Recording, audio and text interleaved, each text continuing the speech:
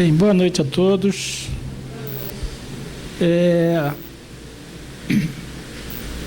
O Alexandre Borborã comunicou a gente hoje que ele não conseguiria voltar a tempo de São Paulo. E aí pediu desculpa de não poder estar presente. Aí a gente tinha um estudo que, de certa forma, seria algo pretensioso, que a gente só conseguiu preparar o primeiro capítulo. A ideia surgiu uma vez, conversando sobre temas espíritas, e surgiu a ideia de estudar a oração nas obras de André Luiz. É pretensioso porque a coleção chamada A Vida no Plano Espiritual é composta de 13 livros, né? A FEB, que publica esses livros, que tem os direitos autorais, ela chama essa coleção como sendo A Vida no Mundo Espiritual. É uma coleção muito conhecida. Poucos já leram todos os livros, mas Nosso Lar a maioria já leu. Agora, quem já chegou na Vida Continua, está de parabéns. Que é o último da série. Nem sempre a gente segue a ordem. Geralmente a gente lê Nosso Lar e para.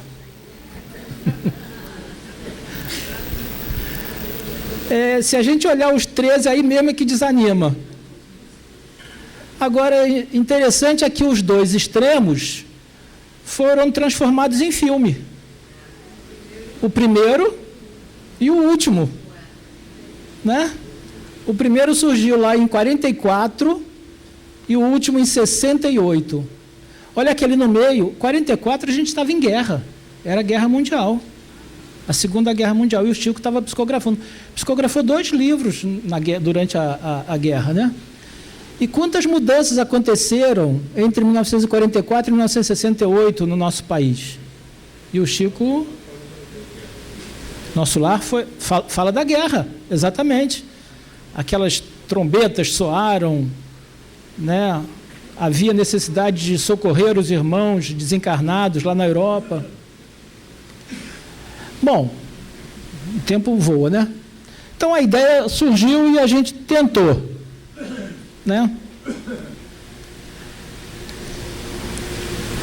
Então, começando, antes da gente entrar no tema propriamente dito, né? A coleção é de André Luiz, psicografia do Chico Xavier. Para quem não conhece, cabe a pergunta: quem é André Luiz? Não conheci ou não conheço, quem é esse escritor, né? Então, para quem não conhece, ele não foi escritor.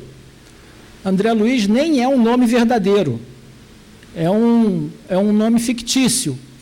Ele é um pseudônimo de um médico sanitarista que viveu e trabalhou aqui no Rio de Janeiro no início do século XX. Exerceu a medicina aqui, né?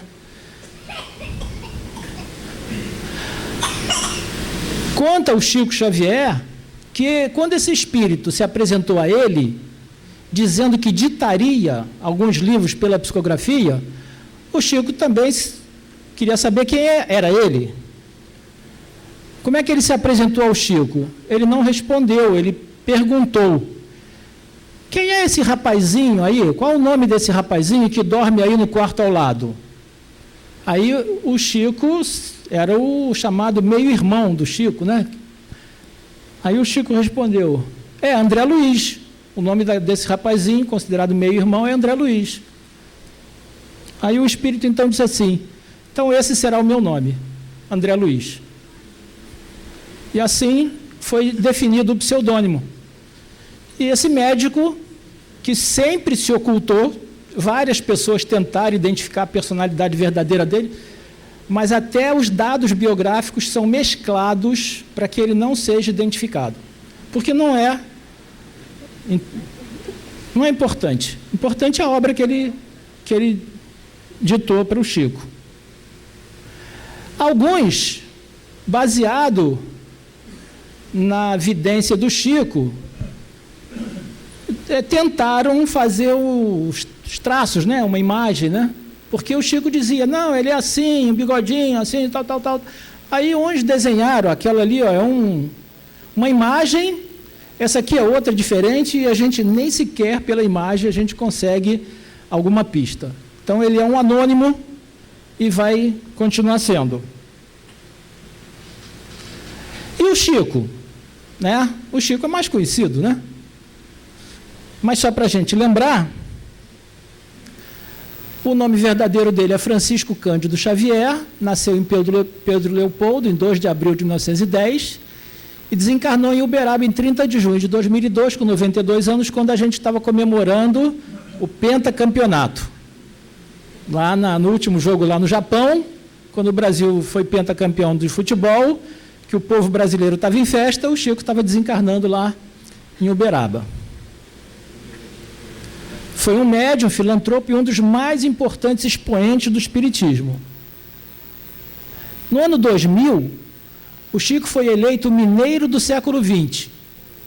Numa votação, num concurso realizado pela Rede Globo Minas, ele superou Santos Dumont e Juscelino Kubitschek. Em 2006, ele foi eleito o maior brasileiro da história, numa votação promovida pela revista Época. Em 2012, ele foi eleito o maior brasileiro de todos os tempos, num concurso público promovido pelo SBT e pela BBC, cujo objetivo era eleger aquele que fez mais pela nação, que se destacou pelo seu legado à sociedade. Então, o Chico tem um reconhecimento, mesmo fora do meio espírita, pela obra que ele realizou. Esse é o Chico que a gente lembra, né? Não sei a idade que ele tinha nessa época. Ele psicografou mais de 450 livros, vendeu mais de 50 milhões de exemplares e não ficou com um tostão. Sempre cedeu todos os direitos autorais dos livros em cartório para instituições de caridade. Morreu pobre. Psicografou cerca de 10 mil cartas, nunca tendo cobrado algo ao destinatário. A partir dessas cartas foram produzidos filmes também. As Mães de Chico, as Cartas de Chico. Né? E ele só tinha o curso primário. E ele trabalhou como operário numa fábrica de tecidos, foi vendedor e datilógrafo do Ministério da Agricultura até a aposentadoria. E essa é a capa, não sei se é a capa atual. Murilo está ali, vai... É a edição atual do Nosso Lar. E a gente vai buscar, localizar e estudar a oração na obra de André Luiz, Nosso Lar. Bom, não, já não é mais aquela capa, tá vendo? Já é outra capa. Já tem uma nova edição, já é diferente daquela.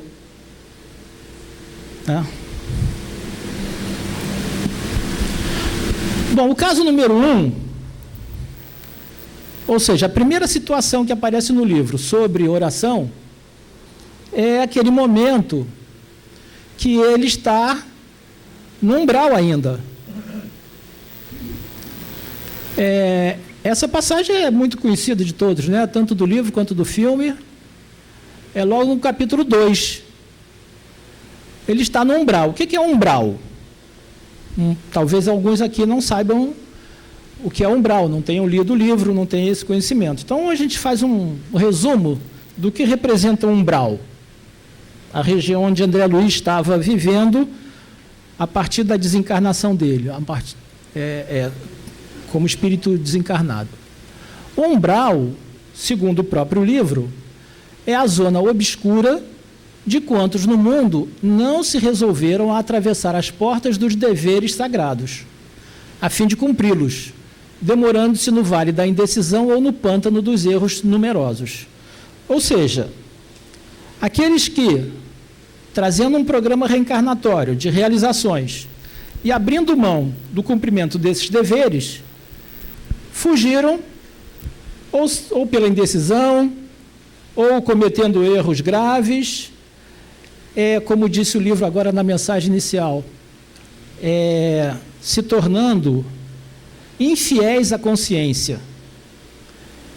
Então, sendo infiéis à consciência, a gente está sendo infiel a nós mesmos, descumprindo o próprio programa reencarnatório traçado pelos espíritos superiores para a nossa evolução espiritual. Quando a gente foge do programa, a gente deixa de cumprir com os nossos deveres, se desvia e a mente acaba em desequilíbrio, provocando vibrações que no coletivo acabam por compor essa região. Essa região é produto das mentes desequilibradas dos seus moradores ou habitantes provisórios. Não é um lugar previamente preparado para que eles ali passassem ou habitassem. É o oposto. É criação desses desencarnados que cometeram erros graves, descumpriram a lei de Deus, se comprometeram e as vibrações desequilibradas criam as formas exteriores. O umbral funciona como região destinada a esgotamento de resíduos mentais, onde se queima o material deteriorado das ilusões que a criatura adquiriu, menosprezando o sublime ensejo de uma existência terrena.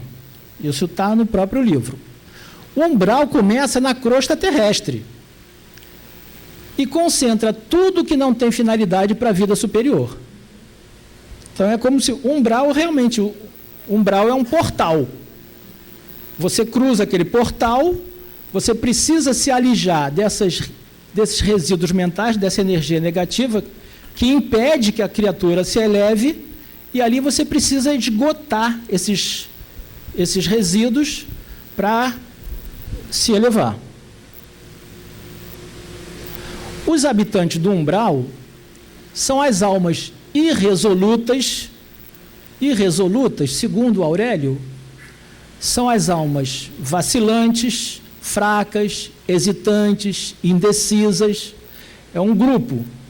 Também são as almas ignorantes, também são as almas revoltadas, que não são suficientemente perversas para serem enviadas a colônias de reparação mais dolorosas, nem bastante nobres para serem conduzidas a planos de elevação. Então, esse grupo de habitantes tem essas características comuns e ali passam por um estágio, porque elas não são tão perversas, tão mais para regiões mais sofredoras, também não têm créditos ou desenvolveram virtudes capazes de as elevarem para planos superiores.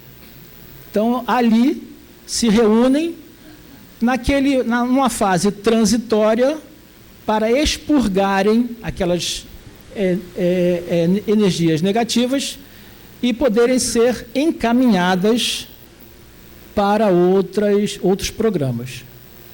É zona de grandes perturbações e muito desespero. É zona de sombras e angústias, verdugos e vítimas, exploradores e explorados. Mas não é ainda colônia de reparação mais dolorosa. Existem outras colônias, outras regiões, cujo estado de elevação é inferior ao umbral ainda. A situação de André Luiz no umbral era a seguinte, ele conta: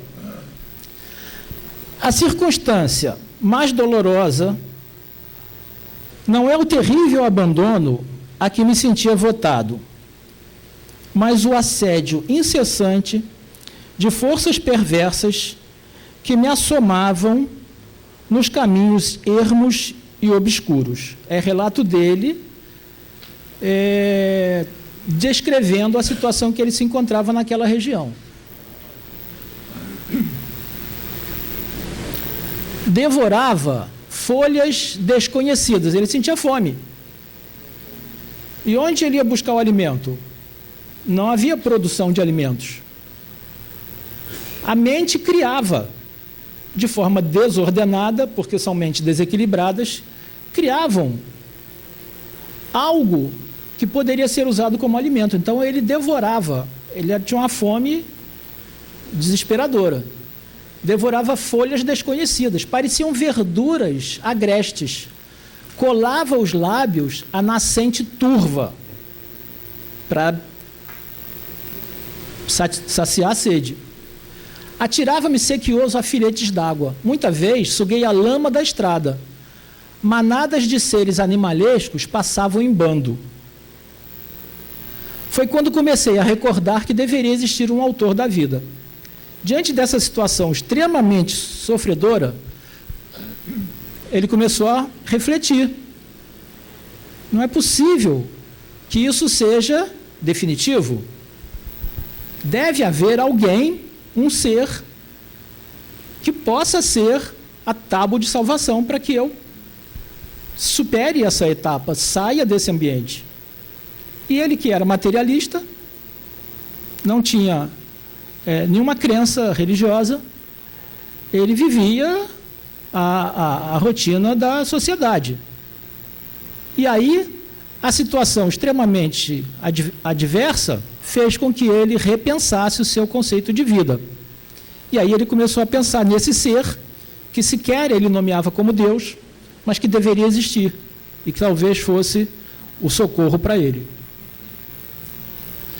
Então diz ele, quando as energias me faltaram de todo, absolutamente colado ao lodo da terra, então quer dizer, ele chegou no extremo, como a gente fala assim, chegou no fundo do poço.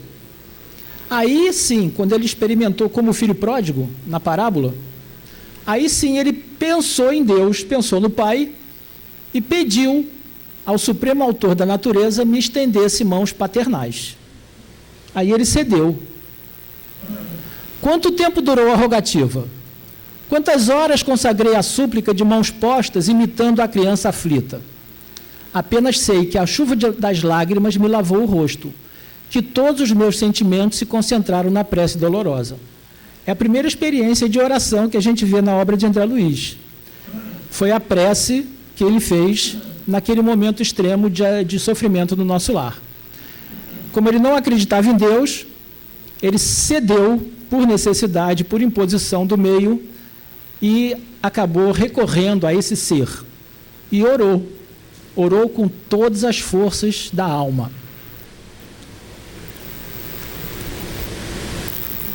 E os efeitos da oração? As consequências? Foi nesse instante que as neblinas espessas se dissiparam e alguém surgiu, emissário dos céus, um velhinho simpático. Depois ele soube que chamava-se Clarencio. Isso ele está narrando no livro, né? Só que o Clarencio não apareceu na hora, ele estava ali. André Luiz aqui não via, porque a vibração não era compatível. Aí, olha o relato dele. É preciso haver sofrido muito para entender todas as misteriosas belezas da oração. É necessário haver conhecido o remorso, a humilhação, a extrema desventura para tomar com eficácia o sublime elixir da esperança. Isso é relato de um médico materialista ateu. André Luiz foi então levado para nosso lar, após 8 anos no umbral, naquelas condições que ele descreveu. Bom, ele foi para nosso lar. O que é nosso lar? Né? É a região que ele foi conduzido. Nosso lar é uma cidade espiritual. Ela foi fundada por portugueses distintos, desencarnados no Brasil, no século XVI, ou seja, nos anos 1500. Eram os nossos colonizadores que vinham aqui, começavam a ocupar essa região recém-descoberta e desencarnavam aqui. Traziam suas culturas, suas conquistas, suas características de povo mais experiente, de espíritos com mais conquistas. E permaneceram aqui como espíritos, construíram uma cidade, e essa cidade recebeu o nome de Nosso Lar. É uma colônia de trabalho e realização, está situada sobre a cidade do Rio de Janeiro. Existe um livro chamado A Cidade no Além, da Egorina Cunha, que tem imagens, e ela diz, a Egorina Rosalina é sobrinha do Eurípides, né? Sobrinha do Eurípides, de Barçanufo. Ela diz que essa cidade se estende do Rio de Janeiro até a cidade de Campos, é muito extensa. Em 1944 ela tinha 1 milhão de habitantes, imagina hoje. Nosso Lar divide-se em 6 ministérios, orientados cada qual por 12 ministros. É uma organização administrativa totalmente diferente do que a gente conhece na Terra. A gente tem 39, né? Lá só tem 6. E não tem um ministro para cada ministério, não. Tem 12 ministros para cada ministério. São 72 administradores. A gente pode pensar em implantar aqui, né, esse sistema. Lá funciona. Temos os ministérios, isso é André Luiz que está dizendo, da regeneração, do auxílio, da comunicação, do esclarecimento. Esses 4 estão ligados à crosta terrestre. E da elevação e da união divina estão ligados a planos superiores. Essa é o plano da cidade, né? Ela está concentrada em torno da governadoria, dividida em um hexágono, e cada área triangular extrema pertence a um ministério. Ali tem comunicação, regeneração, auxílio, elevação, união divina, esclarecimento. Né? Só que isso aqui é muito extenso, tá? Numa forma assim muito resumida, compacta. E aí, no site da FEB, tem uma notícia, ali está no dia 18 de agosto, não é isso? Isso é o site da FEB, diz assim: em breve nos cinemas Nosso Lar 2, hoje Mensageiros. Aí diz assim a notícia: em primeira mão, a FEB recebeu a notícia da continuação do grande sucesso dos cinemas. Vem aí Nosso Lar 2, hoje Mensageiros. Em breve, a obra editada pelo espírito André Luiz, ao médium Chico Xavier, estará nos cinemas do Brasil. Agora, eu não sei quando, ele não diz quando. Em breve, mas vem aí, aí vai ser o segundo livro, Os Mensageiros. Aí a gente tem que ler para ver depois o filme. Bom, o caso 2, o primeiro foi a oração no umbral. Ele já saiu do umbral. Caso 2, quando é que aconteceu a segunda experiência dele relacionada à oração? Foi a oração coletiva em Nosso Lar. Isso está no capítulo 3. É chegado o crepúsculo em Nosso Lar. Em todos os núcleos da colônia de trabalho consagrada ao Cristo, há ligação direta com as preces da governadoria. Então, no crepúsculo, no fim do dia, o governador faz uma oração que é acompanhada por todos os habitantes, diariamente. Todos acompanham, claro que lá tem uma tecnologia melhor do que aqui, todos acompanham a oração do governador, diariamente. Obedecendo a processos adiantados de televisão, isso aqui foi escrito em 1944, não tinha televisão no Brasil. A TV Tupi surgiu em 1950. Então, isso aqui já está adiante na tecnologia. Então, obedecendo a processos adiantados de televisão, surgiu o cenário de templo maravilhoso. Sentado em lugar de destaque, um ancião coroado de luz fixava o alto em atitude de prece, envergando alva túnica de irradiações resplandecentes. Era o governador. Todas as residências e instituições de Nosso Lar estão orando com o governador através da audição e visão à distância. Todos os habitantes, diariamente. No crepúsculo, o governador fazia uma oração e todos os habitantes do Nosso Lar acompanham. É um hábito que eles têm. Naquela época, 1 milhão, hoje, não sei, mas devem continuar com esse hábito. E a gente tem que se espelhar nisso, né? porque é uma colônia de trabalho e de regeneração. Foi aí que a abundante chuva de flores azuis se derramou sobre nós. Mas, se fixávamos os miosotes celestiais, não conseguíamos detê-los nas mãos. As corolas minúsculas desfaziam-se de leve ao tocar-nos à fronte, experimentando eu, por minha vez, singular renovação de energias ao contato das pétalas fluídicas que me balsamizavam o coração. Essa oração já teve outro efeito. Aquela primeira o liberou a visão para que ele percebesse a presença de Clarence e fosse conduzido para nosso lar, saindo do umbral. A oração coletiva feita pelo governador e todos os habitantes acompanhando, produziam pétalas, flores azuis, como que miosotes, que desciam do alto e, ao tocar, eles não conseguiam tocar, pegar. Ela se transformava em energia ao contato com cada ser, e ele sentia como que bálsamo no coração a partir dessas pétalas que fluíam do alto. Efeito da oração do governador. Um efeito diferente. A primeira prece coletiva em nosso lar operara em mim completa transformação. Um efeito muito significativo.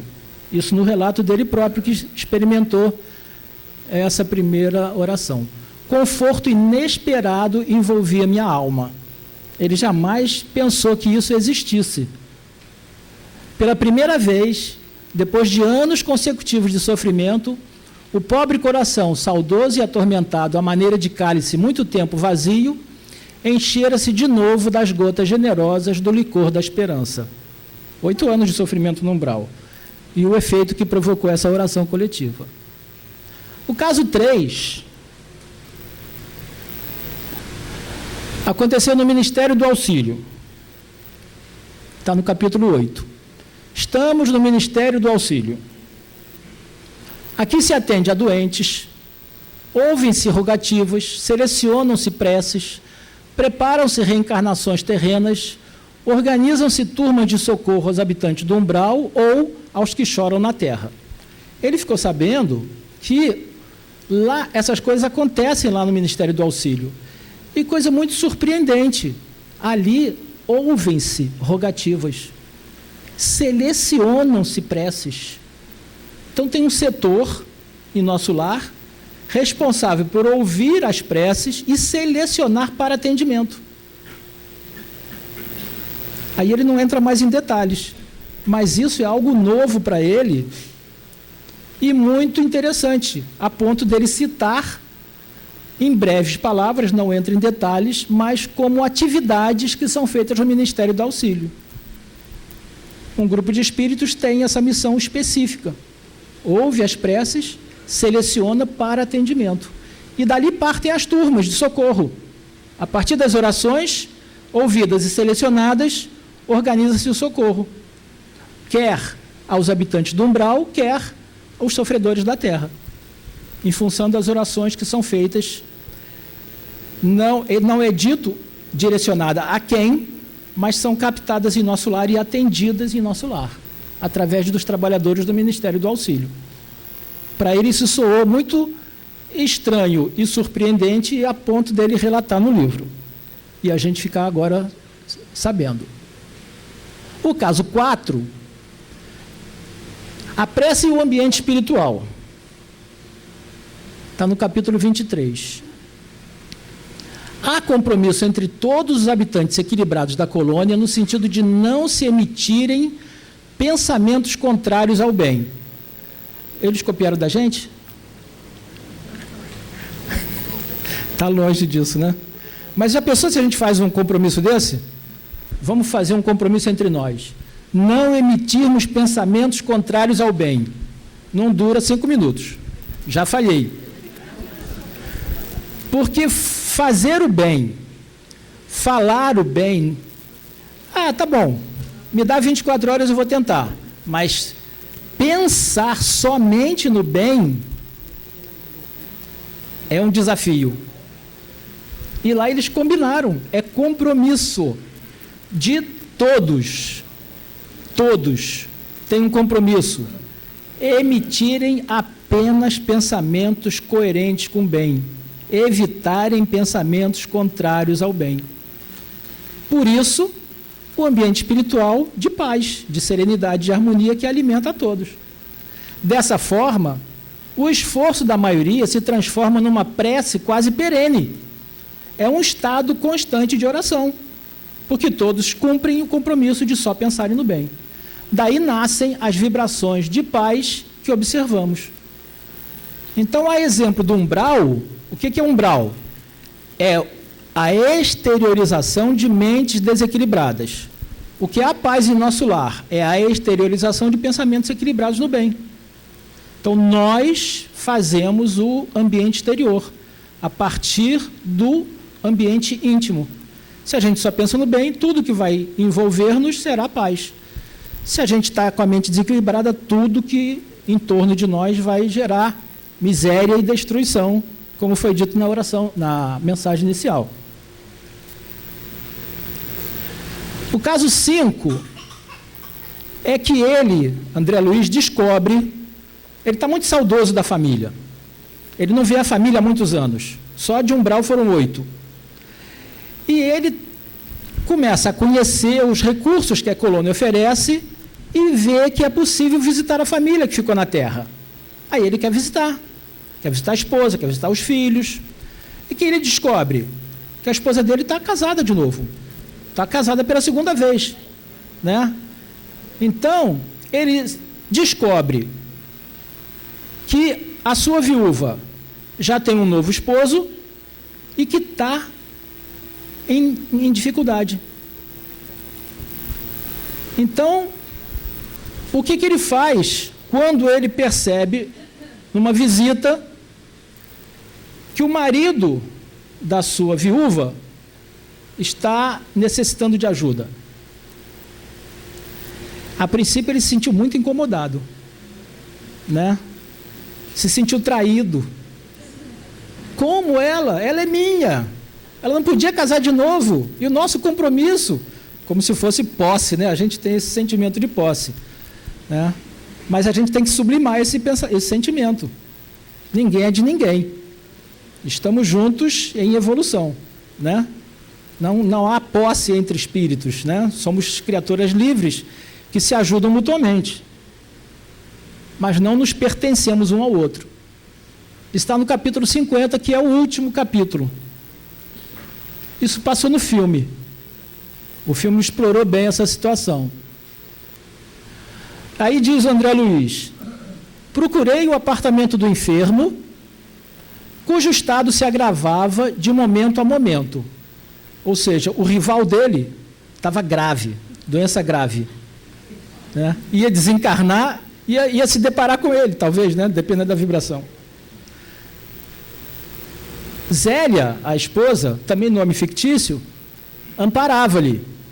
Quer dizer, ele vendo a ex-mulher atender um outro homem na sua casa. Que invasor é esse? É um irmão, né? Roguei ao Senhor. Olha a reação dele. Ele já estava com conquistas, ele conhecendo, já estava praticando a caridade. Roguei ao Senhor, ele orou. É a segunda oração dele. A primeira foi lá no umbral, feita em benefício dele próprio. Ele orou por ele. Agora ele está orando por um irmão. Roguei ao Senhor energias necessárias para manter a compreensão imprescindível.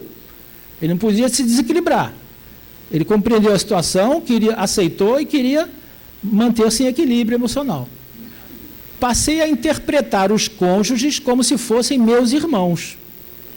Não via mais a mulher como mulher dele e não via o outro como um adversário, um invasor, um inimigo ou um rival. Via como dois irmãos. Isso, em pouco tempo, já que ele não tinha esse conhecimento quando aqui estava encarnado como médico. Lembrei quanto me seria útil a colaboração de Narcisa. Narcisa é uma trabalhadora do nosso lar, e experimentei. Concentrei-me em fervorosa oração ao Pai e nas vibrações da prece dirigi-me a Narcisa, encarecendo socorro. Olha que situação interessante. Ele estava orando a Deus, mas mentalizando Narcisa. É o direcionamento que a gente pode fazer. Porque nada acontece sem a permissão de Deus. Ele pedia a Deus para que Narcisa pudesse interceder, para que ele pudesse ajudar o atual esposo da sua viúva. Contava-lhe, em pensamento, minha experiência dolorosa, a surpresa dele ter encontrado um outro na casa dele. Comunicava-lhe meus propósitos de auxílio e insistia para que me não desamparasse. Tudo processo mental. Ele estava contando para Narcisa, solicitando o amparo a Deus, permissão a Deus que viesse o socorro. Os efeitos. Aconteceu então o que eu não poderia esperar. Passados 20 minutos, mais ou menos, quando eu ainda não havia retirado a mente da rogativa, então ele ficou 20 minutos nessa atitude de concentração mental orando. 20 minutos. A gente não fica 1 minuto fazendo uma prece, ele ficou 20. Sequer ele tinha terminado, alguém tocou-lhe o ombro. Era Narcisa. Antes que ele fizesse o assim seja, não sei nem se ele fez o assim seja, o amém, não sei. Narcisa já estava tocando-lhe o ombro, sorrindo, dizendo: ouvi seu apelo, meu amigo, e vim ao seu encontro. A prece acabou de ser formulada, foi permitida, ela já providenciou atendimento e já estava junto dele, fisicamente ali ao lado, para atender no seu pedido. Efeito mais do que imediato. Bom, a gente contou casos, né, situações narradas por um materialista, por um médico ateu, a partir das experiências que ele viveu.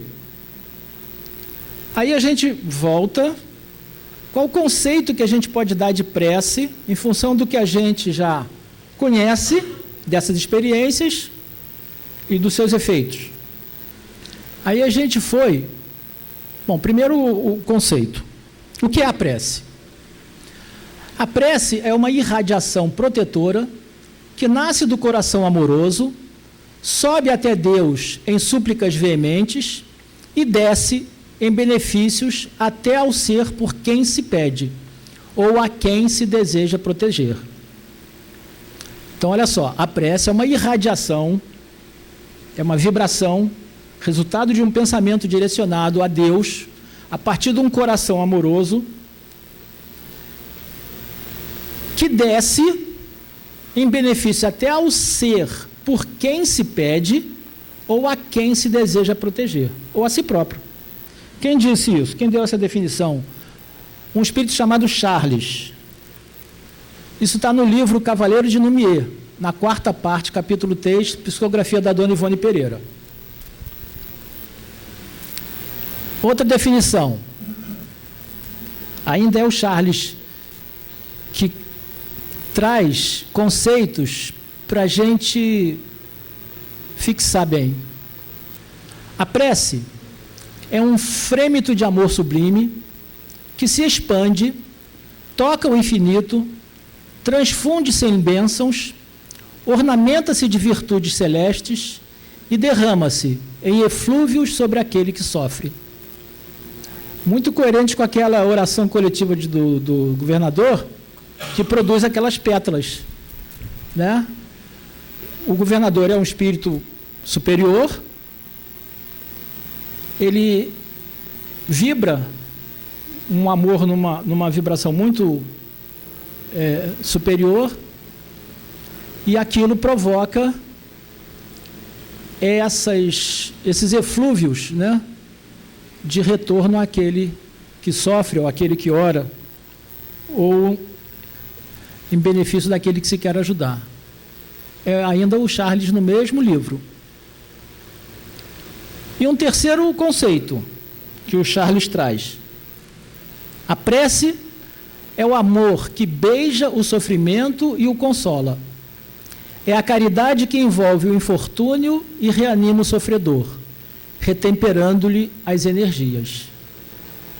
É a sensação, qual foi a prece que ele fez, que ele se sentiu, essa foi a oração coletiva, né? Foi o sentimento que ele teve, que ele disse que depois da prece, ele se sentia totalmente transformado. Também é o resultado daquela oração. Nesse livro, chamado Pai Nosso, que é de autoria da Meimei, a Meimei é um outro do nome fictício, né, pseudônimo. A Meimei nasceu em Minas Gerais, em 22 de outubro de 22, e desencarnou também em outubro, dia 1º de 46. Ela viveu 24 anos. Ela desencarnou por problemas ligados ao rim, né, com 24 anos. Ela casou, mas só ficou 2 anos casada. Nunca teve filhos. Mas ela a biografia dela diz que ela era uma criatura assim muito amorosa e se dedicava muito às crianças, mas nunca teve filho, nunca foi mãe. E no plano espiritual, ela realiza uma obra voltada à evangelização das crianças. E ela, pela psicografia do Chico, ela ditou esse livro dedicado ao público infantil, que serve muito para os adultos também. Quem leu vai saber valorizar. E ela traz uma versão que eu considero a melhor versão do Pai Nosso. Porque o Pai Nosso tem muitas versões, mas essa eu acho a melhor versão para nós espíritas. Começando até pelo tempo, porque ela chama o Pai de tu. Deus é único, é singular. Vós é coletivo, é a segunda pessoa do plural. Então não posso chamar um ser de vós, porque vós é direcionado para o plural, um conjunto, não para um ser individual. Então ela usa o tu, segunda pessoa do plural. Deus, tu, Pai Nosso, que estás nos céus. É a oração de Jesus, mas numa versão, numa grafia diferente. Santificado seja o teu nome. Venha a nós o teu reino. Seja feita a tua vontade, assim na terra como no céu. O pão nosso de cada dia dá-nos hoje. Perdoa as nossas dívidas, assim como perdoamos aos nossos devedores. Não nos deixes cair em tentação. Livra-nos do mal, porque teu é o reino, o poder e a glória para sempre. Assim seja. Quanto tempo durou? 30 segundos.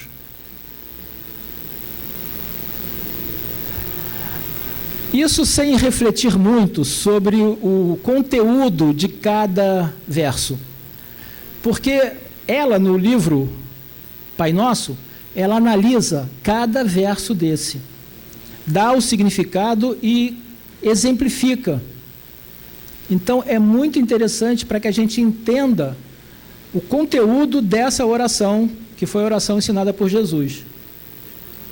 E não dura 1 minuto. Né? André Luiz ficou 20 minutos. Quanto tempo a gente fica? Ou se fica? Será que a gente ora? Porque os amigos espirituais estão sempre orientando a gente, sempre avisando quanto à necessidade da vigilância,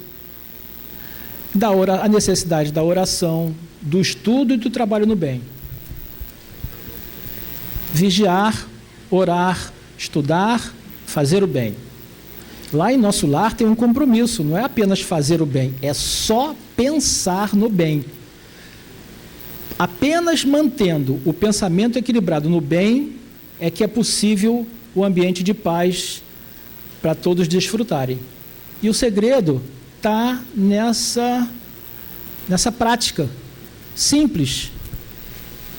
Se a gente não souber organizar as palavras, repete o Pai Nosso.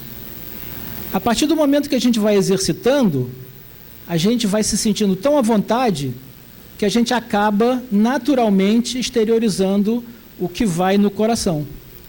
E a gente cria um vínculo. Criado esse vínculo, a gente passa a adotar como rotina, um hábito, e a gente pode repetir o que é feito na colônia Nosso Lar. Não precisa ser no crepúsculo, mas a gente cria o hábito de disciplinar a nossa conduta, organizar as nossas atividades, incluir as orações como hábito dessa rotina. Bom, era isso. Obrigado e muita paz para todos.